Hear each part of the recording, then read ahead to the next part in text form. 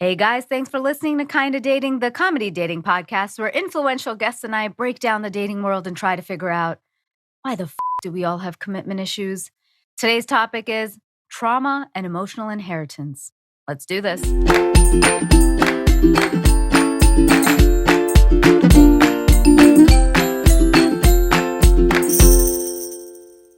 Hello, Kinda Daters. I'm Natasha Chandale. You're listening to Kinda Dating. Aisha's on vacation, so you're stuck with me alone, but we're going to have a great episode. Before we get into it, if you do like today's episode, please remember to screenshot the episode, tag us, and tell us what you thought of it on Instagram. Word of mouth is how we kind of grow. So we don't have a marketing budget. You are our marketing budget. So please tell your friends and subscribe to the podcast wherever you get it. And also, please leave us a 5-star rating or review. Just check your app and see if you've actually done it. If you haven't, please do it now. It helps us a lot.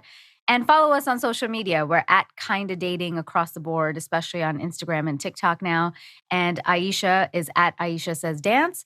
And I'm at Natasha Chandale on Instagram and Facebook now, and natasha.chandale on TikTok.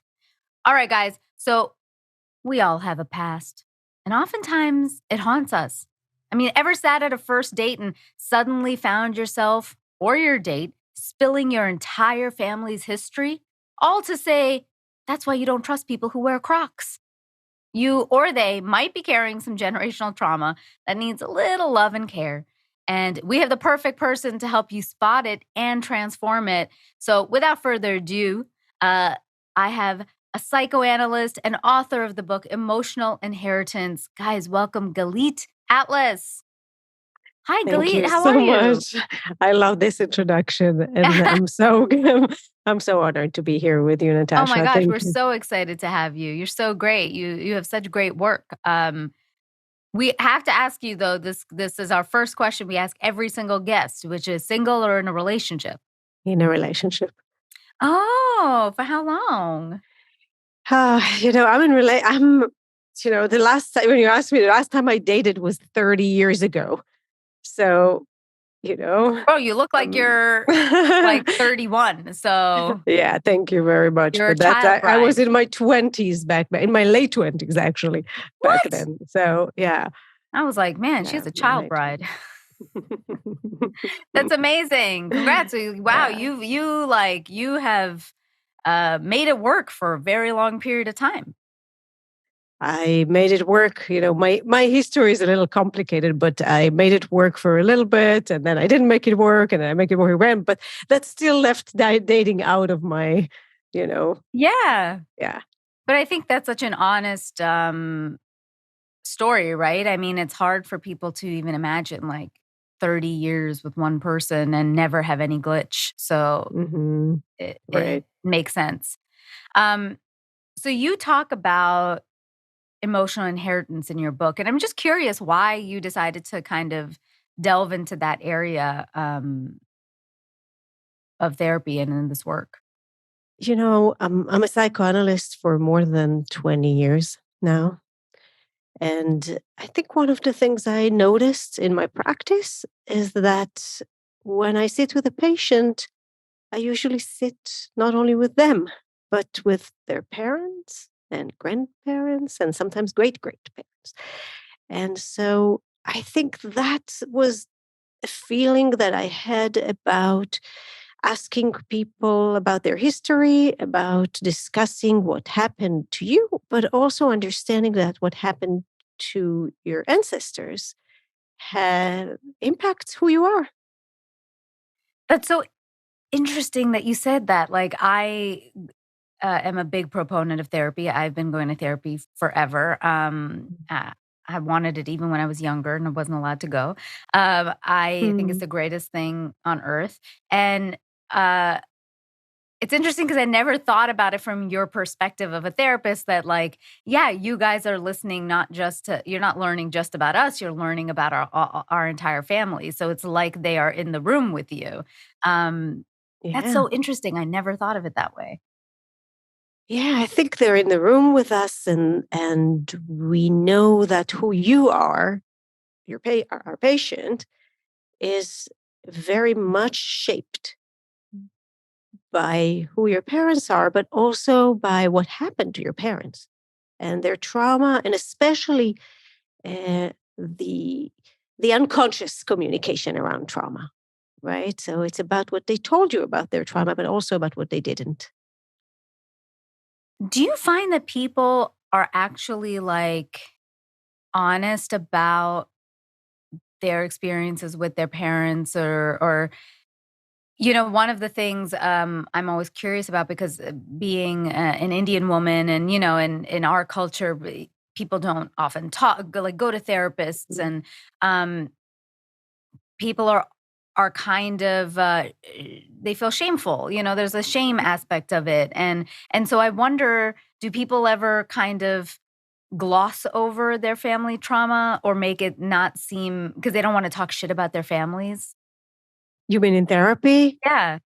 It's Or a are people really pretty honest? interesting question. I think that first of all, when people come to therapy, they they want to be honest.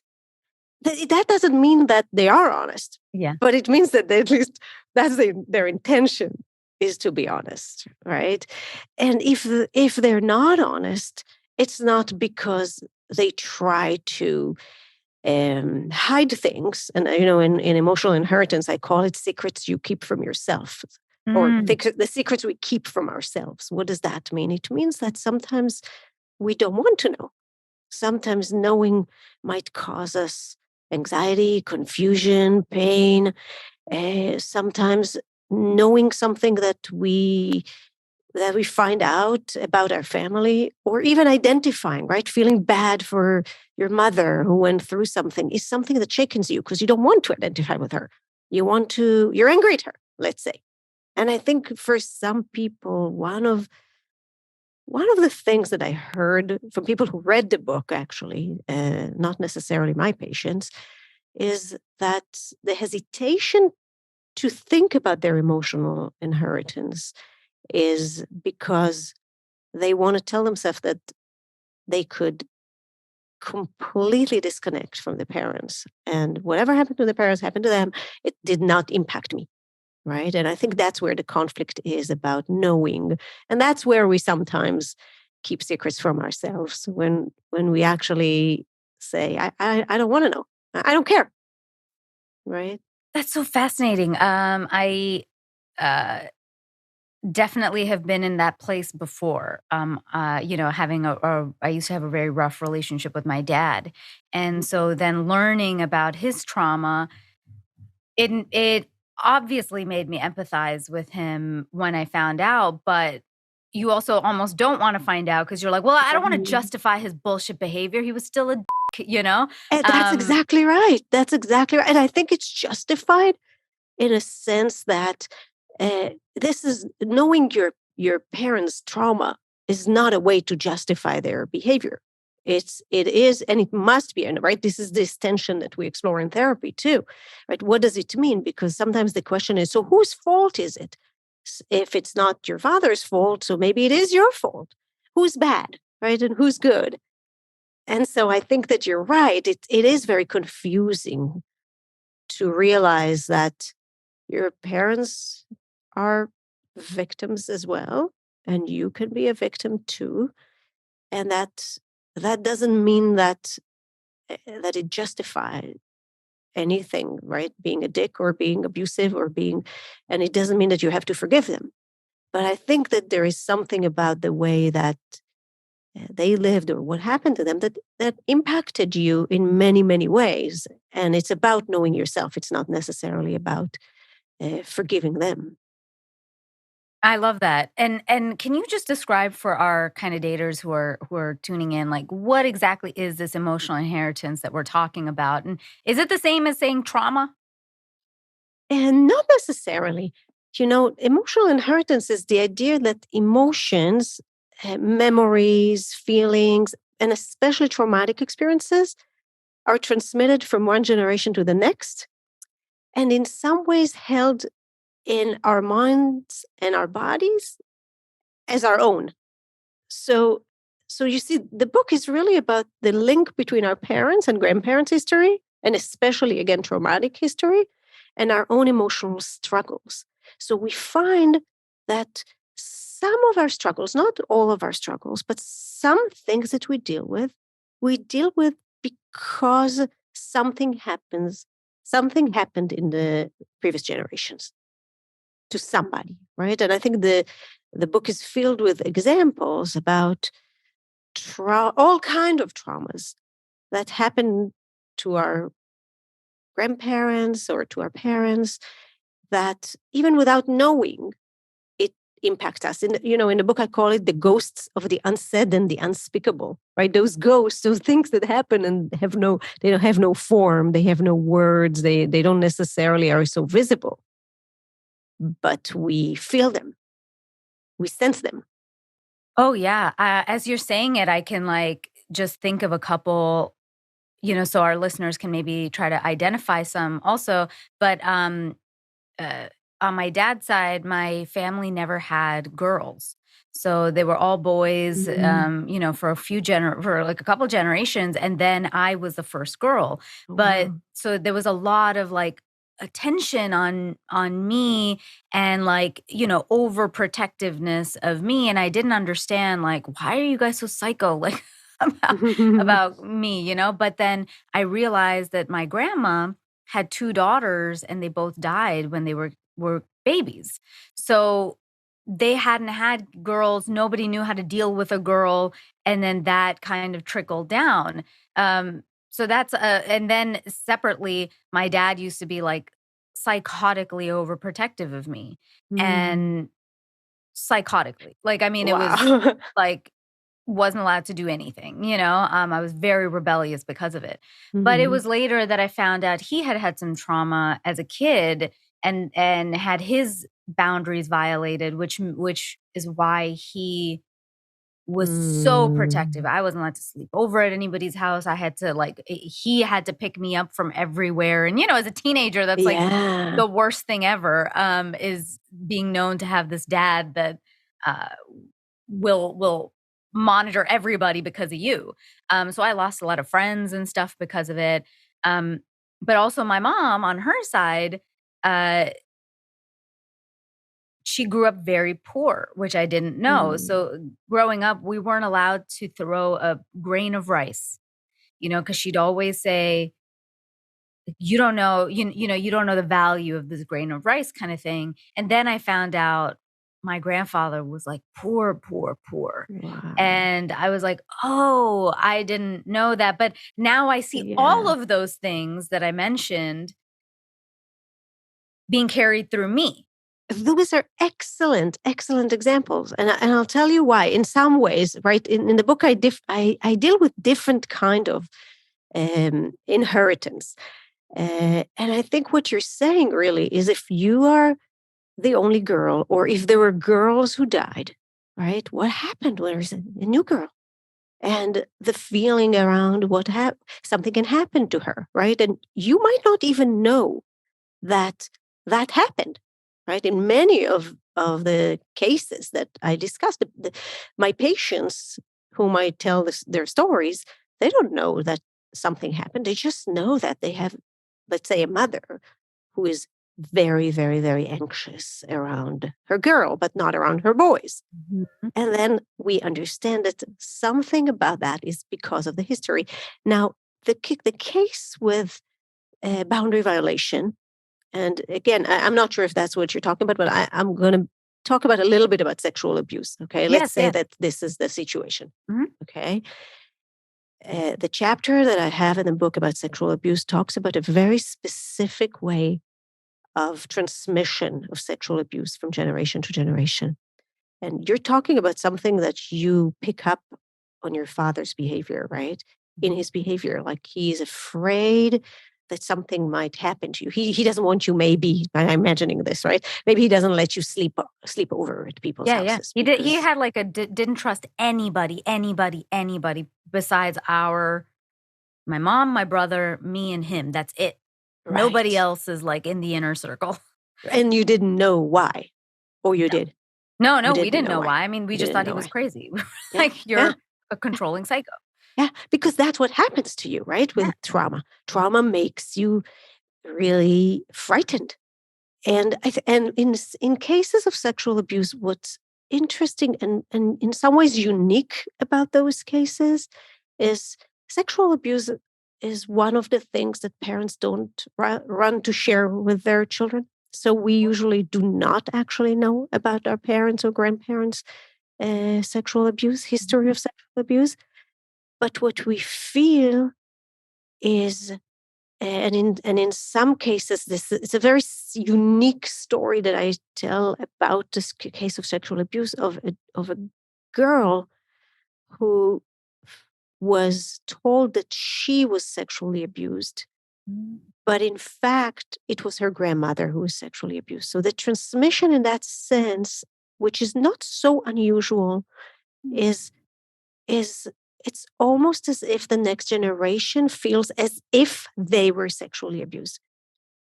And Yes. and I have patients who come in and so like, I don't know, I don't think that I was sexually abused, but why do I have these, we call it symptoms, right? As if I Mhm. was. And one of the things that psychoanalysts understand from research and I quote some of the research in that Mhm. chapter, is that the next generation takes on themselves that experience. It's somehow transmitted to them unconsciously. And of course we can try to understand how, because it's not so magical, right? Unconscious is not magic. It's through non-verbal communication, right? In your case it's much more verbal and much more on the surface, but in some cases it is not.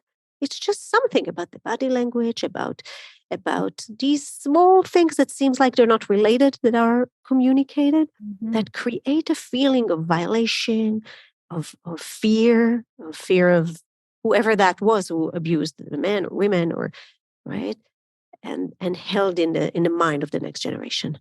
Have you ever seen the show Ginny and Georgia on Netflix?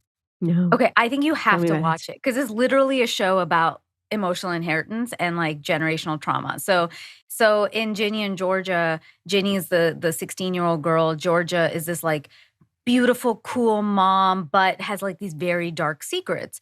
And Ginny is this teenager going through, like, intense level of anxiety, and a lot of it is because of the stuff mom went through, she passed Mm, down to the kid. And mom didn't tell Ginny that she was sexually assaulted or abused or, you know, she was a teenage mom herself at 16. But because of mm, that, she told her daughter, don't trust men, don't trust huh, anybody, don't whatever. So then Ginny is going through life like she wants to trust people, but she can't. And like, and then when somebody lets her down, it becomes this like overwhelmingly anxious experience, and then she's trying mhm. to hold her mom's secrets, Oh, but in wow. holding her secrets, she's doing self-harm to herself because as a 16-year-old, she's not equipped to hold an Right. adult's secrets.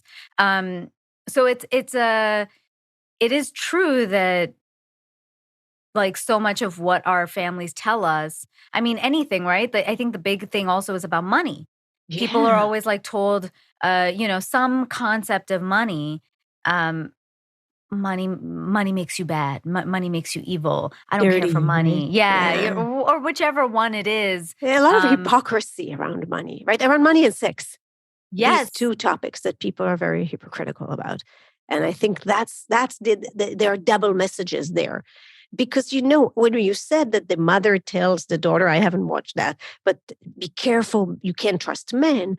We have to remember that we communicate, or parents communicate with their children, you can trust men in many, many ways that are not necessarily direct, right?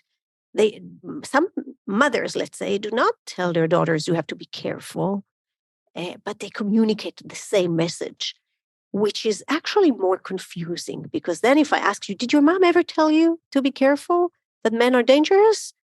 You would say, no, she never did that. She actually told me that she hopes that she loves my boyfriend, or that she hopes I, right? But there is some message that is communicated. And we, in the book, I think especially in the last chapter on Alice, there is exactly that dynamic of a mother that had been betrayed and traumatized.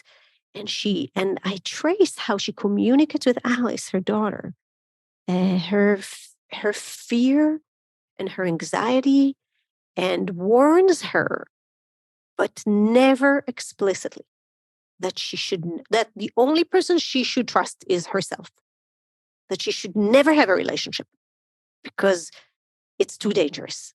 And I show in the chapter, how does she do that, right? How is it that the daughter picks up something that is very confusing to her because it was not said explicitly, but it was Mhm. communicated? Oh my gosh, it's so true. And then it's hard to even, I mean, firstly, I'm very curious. How do you become aware of what emotional trauma or Mhm. emotional inheritance you are actually inheriting? Yeah, that's a perfect question, because I think that many people, um, first of all, did not even start with the most obvious, asking, what is the history? So, and it's surprising, right? That we think, yeah, of course, I know my parents' history. But then when you go and methodically start, saying, okay, let me go over what was my mother's history, what happened, and you start realizing the gaps. You start noticing that you know some of the information, but some things are missing. And I think what we do often is follow the gaps. Follow not what is said. And sometimes the information is what was said, like in your case when you're describing it. Sometimes it's easier because you immediately make the link between what happened to your parents and how you experience life. But sometimes it's more complicated. Sometimes there is nobody to ask. Sometimes there is a lot missing. And then we're sitting and understanding what is missing and how.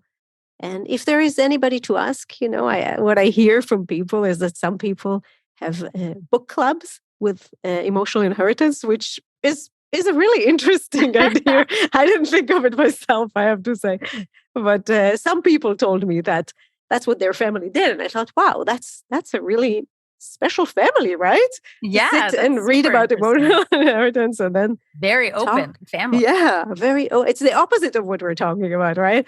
Of people that are willing and want um, to share meaning. I would Mhm. say, to share meaning, to share something, and to say this belongs to all of us.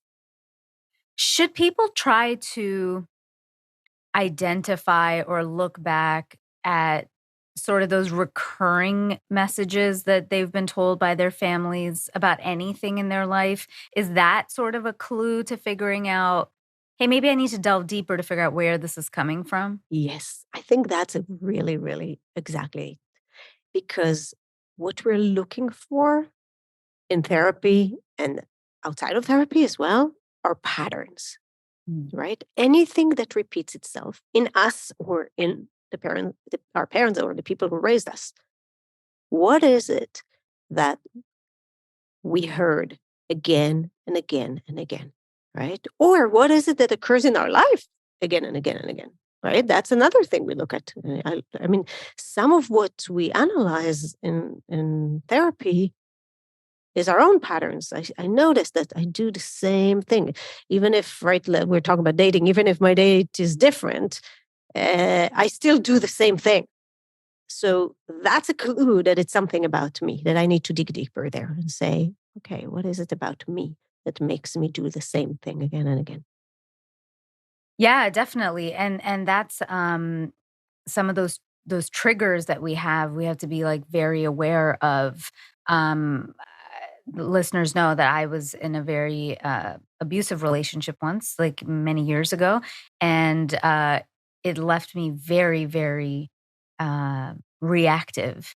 And Mm, so I would notice myself deferring back to all the things my dad had said to me yeah, and then, yeah. like, amplifying them and projecting that onto other people who probably didn't deserve it, there was Mm, the one abusive guy, and then after that, they were not abusive, but right. you're constantly projecting, and there was I really had a whole time where I used the DTA, don't trust anybody, Oh my God. and I Yeah. still, I have that's probably one of my areas I have a hard time with, Yeah, but Um, that sounds like that's your emotional inheritance. That's yeah. what you're saying, right? But I Don't still trust learned, like, anybody. now, I'm in a very healthy relationship, so I trust him, Mhm. and then, you slowly have to go like, "Okay, how many people do I trust? Who do I Yeah. trust?" You know? Yeah, Um, yeah. so you have to, like, constantly be on top of it. Right, right. And I think from the perspective of emotional inheritance, and thank you for sharing that. I because this is a fantastic example of right another pathway is to really say right if you were my patient right and before you did all your work that you've done and you were in a good relationship right you would say that's what I'm afraid of and we would find out that this is with a communication that you had from your father and probably because of your father's history and we will make the link between your father's history what he communicated with you and your fears Mhm, and work from and start working from there, right? mhm, Understanding that what you are carrying actually doesn't belong to you. It's mhm. not your experience. It's somebody else's experience, Yes. right? Yeah. Um, you actually you said something earlier about somehow when you figure out this, you say the emotional inheritance we carry can create gaps between Mhm. what we want for ourselves and what we are able to have. So what do you exactly mean by that? Like how is our emotional inheritance keeping us from our full potential? You know, maybe let's start with your example. I think it's a good example, right? Because you what you wanted is to have a healthy relationship, right? And what I see in therapy that people come to therapy and they say, I want to have a career, a successful career, or I want to have a a romantic relationship. And somehow that doesn't happen, right? And what we do is that we sit with that gap and we ask ourselves, how come you want something and you're not able to achieve it? Why? Right. So, and again, there are many ways to get to the answer why. It's not always your emotional inheritance, right? There are other reasons why. But what we add to our investigation is that question. And I think in your case, it's a fantastic example, right? Of saying, Yeah. like, yeah, it might not be the only reason, but certainly there is something about your father's history, let's say, Mhm, of that is related to trust mhm, and to pain and to trauma that creates that gap. Because somehow, because of something he went through, you are not able to have a romantic relationship that you with somebody that you trust and maybe again I don't know if that is true but for some people it's true that maybe they repeat something from their parents history yes. right Yeah. maybe you want to say something about that No, no, that's right. I'm pointing. I'm like, "Yep, it's true." it's true right because Yeah. that's what I see in my practice that people repeat we tend to repeat that's the human nature we tend to repeat and in the book what I talk about is that we repeat in order to repair. We repeat, right? And so what does it mean repeat in that way? You choose this abusive person unconsciously. And the wish to repair is that to you're going to make it better and make him a better person and fix it, right? But usually that doesn't happen, right? Because I think part of what we understand, and if these days with the even in the frame of toxic people, that some people will not change. And sometimes we have to give up on the hope to either change them or fix it or make things better. We just have to say, you know what? This is not for me. Goodbye. Oh my god, that was such a we're definitely quoting that in Kinda Dating's Instagram. We repeat in Mm, order to repair because it's totally true. I mean, my dad was like, growing up, don't trust anybody, anybody. mm, No, mhm, friends, you know what I mean? I have had my best friend since I was 7. And to this day, he will still be like, don't tell her everything. Don't, I'm like, what the fuck mm, is your problem? Like, so me being rebellious was on the other side going, I'm going to show you that mhm. people are trustworthy. Yeah. And in doing that, I unconsciously was picking people that were not trustworthy to prove right? him right, Exactly. my dad right, that I'm telling you, you can trust people. Yeah, And yeah. then when this person broke me down, I was like, everything my dad said is right. Don't trust Mhm. anybody.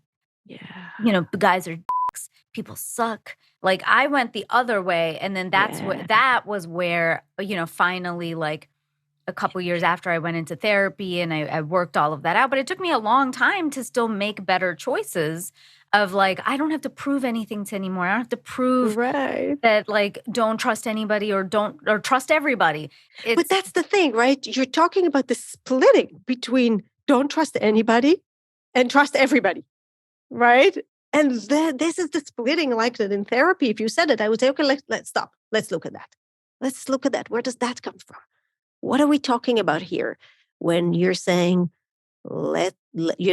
trust everybody or don't trust anybody?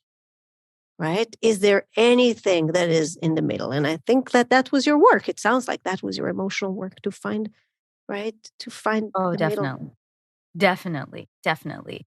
Um, you've obviously talked, you have lots of patients, you hear about all of these things, and I'm sure this affects their sort of dating lives and relationships. What are some of the ways that people's emotional inheritance tends to manifest in our dating and love life? It's a good question. I think one of them is trust, because trust is, as you said, it's fundamental, right? We can't actually develop a relationship without trust. So how much we trust, how much we're able to trust, how much we trust too much, what do we, right? What do we share? What do we not share? That's one piece. I think another example is you know, how close we want to be or able to be versus how distant we need to be. So intimacy, Yeah, right? which That we're is doing another also, episode on. we'll do another Yeah. episode on intimacy, which is a big thing, right? But Yeah. that's also an emotional inheritance, could be an emotional inheritance. Um, Yeah, because I feel like I'm curious what you think is, the biggest complaint everybody has now in the dating world is just you have these apps, you go on these dates, but nobody wants to commit. yeah, yeah, commitment is a huge thing, right? Is a lot of that also kind of, do you think, anchored in emotional inheritance? It definitely could be, right? It's not, again, not everything is emotional inheritance, but Mhm. absolutely, right? And I think about anything that is related to trauma, right, in the past could also communicate, be careful, right? The word be careful is related to trauma, right? Be careful, don't trust, be careful, don't commit, be careful, people will always abandon you, be careful, people will always cheat on you, right? That's another. Mhm. Keep your freedom because somebody could take everything from you, right? All of these anxieties and fears and communications that our parents are communicating with us unconsciously. And Yeah, that is an interesting one. Also, what you said about freedom, because um, personally, that is like my one thing I if I say like what is the one thing I want in my life, it's freedom. freedom. And it's because of, being in environments where Mhm. I was controlled Yeah. all the time, but also in seeing like my mom in a relationship with somebody who was controlling, my grandmas, in relationships with people who are like more dominating personalities. You realize like that was where my commitment issues came of like I used to think a relationship meant I was trapped. Yeah. And that's why I didn't want to be in Yeah. a Because the especially after the women in your abusive life have one. been traps. Yeah, then Trapped, you right? feel I was like, "Oh my gosh, you're trapped." Yeah. And so, again, it took me a lot of work to go, "Oh, but with the right person, you're not gonna feel Mhm. like that." So what am I looking for? I'm just looking for somebody who is not as dominating and somebody who is like an equal and treats me with respect and Mhm. allows me to be an independent person. Yeah. Um, and then that way I won't feel like my freedom is being taken from me. Right. But it is that unconscious stuff because my mom or grandma, nobody ever said to me, marriage is a trap. Yeah. But I saw it. Well, I that's saw what it. you learned, right? And so then I was like, really living that life. Right. Um, What we're talking about is the unconscious. I mean, the power of the unconscious and the idea that anything that we do not know about ourselves has the power to control our lives. yeah. Right? You don't know it. You don't know that you're afraid of it because of this. And that's the beginning of your work. And the work you've done is to really unpack that and realize, oh, well, why am I so afraid of, why do I need so much freedom? And of course, if you're oppressed, right? Or if you're controlled or if you're dominated, you would not want that. Yeah. I'm curious what you think because, um, you know, nowadays everybody uses the word red flags a lot. So, Hmm. you know, is it a red flag to go on a date with someone and kind of see their emotional inheritance and their story come out? How much of it is okay, especially in like the early stages of dating? Like, should people be saying all their stuff? I know, like you said, it happens No, very because everybody's unconsciously. afraid, right? I want a red flag to know to run away. But I'll tell you something. I think that emotional inheritance, we all carry emotional inheritance. So if you see somebody's emotional inheritance, it's not necessarily a red flag because we have to assume that you have an emotional inheritance and I have an emotional inheritance. I talk about my own emotional inheritance in the book. We all have emotional inheritance. To me, the red flag is if there is completely no, not only not acknowledgement, but also no access to anything. When somebody is so, we call it defensive, right? And usually defensive means that when you see something or want to talk to something, they throw it back on you, right? To me, that's a red flag, right? It's not the fact that they have emotional inheritance; it's the fact that there is no access to anything emotional. Yeah, I've also found when I was dating that when I met those kinds of people, I would kind of look for the awareness. Hmm. People always Yeah. want to tell their stories, but then I would be like, are they adding anything to that story that tells me they are aware of this issue and Hmm. and it is something that they are on top of? Because if Right. somebody's just venting, then you have to just debate how much of this do you want to take on. Right. Um, Right. right before I met my boyfriend, there was a guy I went on a date with, a few dates with, and he was great. I liked him, but then he used to be a Mormon and was Right. talking a lot about sexual trauma, of in the community, how they weren't allowed to do anything, and sort of all that oppression. And so at first I was like listening, I was like, okay, like some of it is normal, it's baggage. But after like the third, fourth date of this person still bringing it up, and I'm realizing there's no additional awareness, Mm, I was like, oh, I think this might still be an active problem yeah. for this I person. understand. I understand what And you're is saying. that something I wanted to take on? And at the time, I just didn't. Yeah. And so, uh, how much of that awareness is important? Right. Listen, it depends to whom, right? I think to me, awareness is key. To you, awareness is key. I'm sure that some of the people say, "Meh, I rather not know and I don't want to have awareness." But for people that are doing the work, awareness is key because couples develop together, right? If we think about long term relationship, even in order to develop and grow together, both people need to have awareness, Mhm. right? Both people need to have a self reflective capacity. We need to, right? What you're describing with that guy is somebody who comes with fixed narrative, right? They have a story. I'm sure I can promise you that they tell this story in the same way to every day they go to, right? And that's the story. And if you ask question about it, they would just repeat the story, right? And so there is no access to that, right? It's closed. You can't get in. And to me, that's often an indication that you actually cannot get closer to that person. It's closed.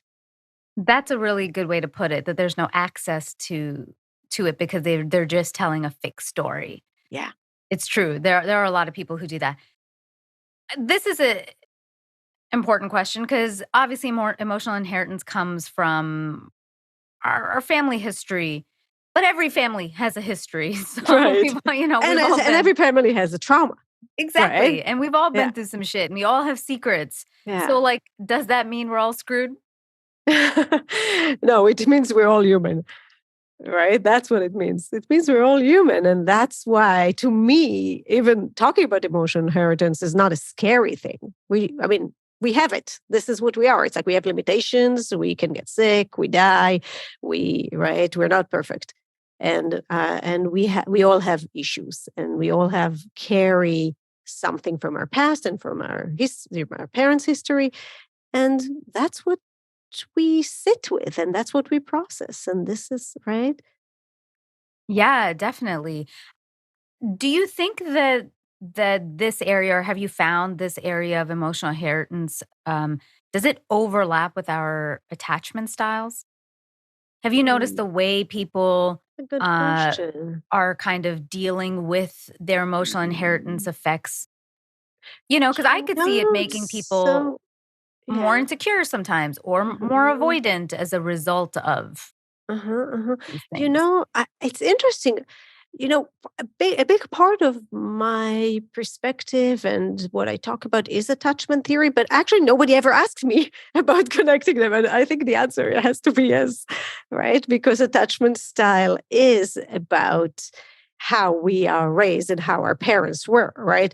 And so, for example, I think what we see with disorganized attached babies, right? That's the last attachment Mhm. category that they added with that the babies are the infants are more frightened in the moment Mm. of reunion. Like when you talk about the attachment, right? There is secure attachment, there's avoidant, there is anxious, and there is disorganized. The organized, we call them the D babies, right? Are the infants that in the strange situation research, when the parent, back then it was mothers, come back, you see that the infant is a little, gives mixed messages. They want to be close to the mother in that research, but they're also afraid. And what Mm. they found is that a lot of these mothers of D babies are traumatized, right? So Mhm. so this is the answer to your question, right? And I'm sure that is true for uh, the anxious attachment, because those are coping mechanisms, right? With something that with pain, and so the parent that is traumatized carries traumas, and sometimes they are more frightening, or sometimes they're even abusive, right? That's where we end where we started, right? Some of them could be also reenacting their trauma with their children. Again, not all of them, but some of them, and that's the parents' work to deal with their shit, as they say, Yes. and deal with their trauma so they don't traumatize their children. Yeah, it's so because I have a good friend and she has two sons, and one son, very young age, is already very anxious, and the other Uh-huh. son is so happy go lucky. And she's like, I don't understand, why is this one kid so anxious? And I was like, girl, you used to be so anxious around him as a kid. Like it was you. Mm, You taught him a state of anxiety.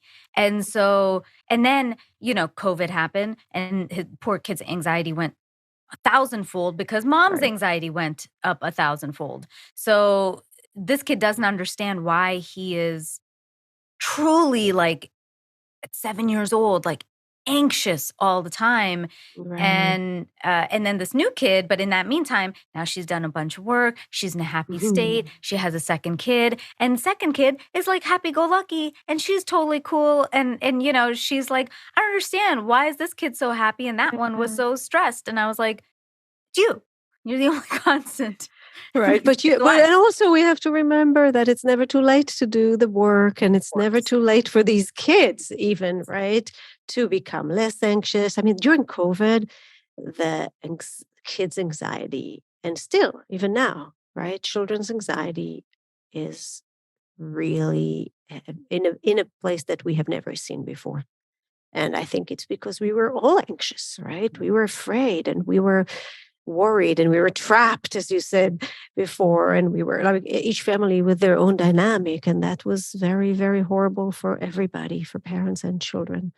And so, one thing I want to say is that, right, it, everybody's victims in this situation. So it's not about blame, it's about responsibility, right? Mhm. It's not the mother's fault, but it's the parents' responsibility. Yeah. Um, how do we ensure, as we wrap this episode, how do we ensure that your past isn't affecting your future? Like, how can people work on their emotional inheritance Mm. and try to transform it into something a little bit more positive? Yeah, first of all, I want to say our emotional inheritance is not only our anxiety, it's also our resilience and Mm. our hope and our strength, right? So I just want to add that because in therapy, of course, we don't work on resilience. It's people, if you have a resilience, great. And, this is not the work we do in therapy. So we focus on the negative parts because those are the things that we help people with. But there are also good parts. And the other thing is that I think it's it's really process, right? We go and we go and we talk and we unpack and we uncover and uncover and discover. And that's the right. That's the ongoing process of, and it's a lifelong process to some degree, right? Oh, 100%. No matter how much you know it. I'm Exactly. always like, "Oh, oh, there it is again. I Oh, didn't know oh." that, and here it is again, right? Here Yes, it is again, exactly. and you learn to say hi, issue. I recognize you. I know you. Uh, So true, so true. Well, yeah. Galit, this was so great. This was such a enlightening episode. Honestly, it's like rare for me to hear topics that I don't know as much about after all these years of doing this podcast. Oh, great. So this was fun to really have a bunch of aha moments in the middle of the podcast. So thank you for that. Thank you so much. This was really great. But Galit, you're not done. I'm not We done. we have, 6 questions. It Oh, is, right. we ask every guest the exact same 6 questions in every show. So, it's our version, of like a rapid fire. Don't think about it too much. Galit Atlas, are you ready for your 6 questions? Oh, no. Yes, I'm ready. You got this, you got this. All All right. right. What is the first thing you notice about a potential partner? Probably if they know how to listen. Good one. Uh, what is one deal breaker? Mean people. I don't and I don't mean people that are just mean to me, but especially, I look around and I see how they treat other people, like how they treat the waiter in the restaurant, the taxi driver, the homeless person on the street. And that's a deal breaker for me. You'd be surprised that actually comes up a lot. Yeah. Yeah, so it's a I good think thing. that's an I'm glad that important deal breaker. yeah. We see how people treat other people and we Mhm. learn something about them. So conversely, what turns you on? Probably people's mind, intelligence, creativity. Great answer. Yeah, no, Uh, maybe it's not sexy enough, but to no, me it no, is. no, I think it is. I Yeah, think smart people are very sexy. yeah. Uh, what are one of your strengths and one of your weaknesses in relationships? Mm-mm. Oh. I think that probably one of my strengths is that I am a listener and I am a caretaker. And the flip side of that is that I have separation anxiety. Hmm, that makes I think sense. that's why I see patients. I always make fun of myself that when I'm a real psychoanalyst who see patients 3, 4, 5 times a week, and some of it is that it's hard for me to separate from them. Oh no, that's fair. Makes sense. Galit, what is love? That's a hard one, but I think, and tell me if you heard that before. I think love is a verb. It's not a noun. Yeah, It's not just a feeling. It's a behavior. So to love is to behave lovingly. yeah. That's what's love for me. Yeah, I think Oprah says that, so you are in good Mm, company. good. And besides "I love you," what 3 words would you want your partner to tell you? Mm, okay. Tell me more. That's so good. That's a good one. I Right? like it. Oh, that's so good. I understand. I Love think, it. I have a patient that I really love, and he always says the one thing I want any, woman I date to say to me and to feel is that she understands me. I want her to say, "I really understand." And the last one is just the one I like the most is, "I agree with you." You are right. You are right, exactly. Love it, Galit. Well, thank you so much for again being on the episode. You're hanging on. We're gonna do one more, which is another really great topic on intimacy. But before that, if some of our kind of daters are hopping off right now, how can everybody find you in your work? So I'm on, first of all, emotional inheritance is everywhere on Amazon and bookstores and everywhere. You can find me on Instagram, Galit Atlas. I think it's Galit_Atlas. And on Facebook, my author page is Galit Atlas PhD. Awesome. And we So will thank you. have links to all of her socials, guys, in the show notes of this episode. So make sure you follow her, get her book. Clearly, there's a lot to unpack there for all of us. So get it. Um, guys, follow us also. We're on social media. We're at Kinda Dating across the board. I'm at Natasha Chandale on Instagram and Facebook, Natasha.Chandale on TikTok. Thank you so much for downloading this episode. If you like something you heard, screenshot the episode and tag us on social media. Finally, I know it seems tough out there, but just try. Till next time. I hope you guys enjoyed that video and check out our next one.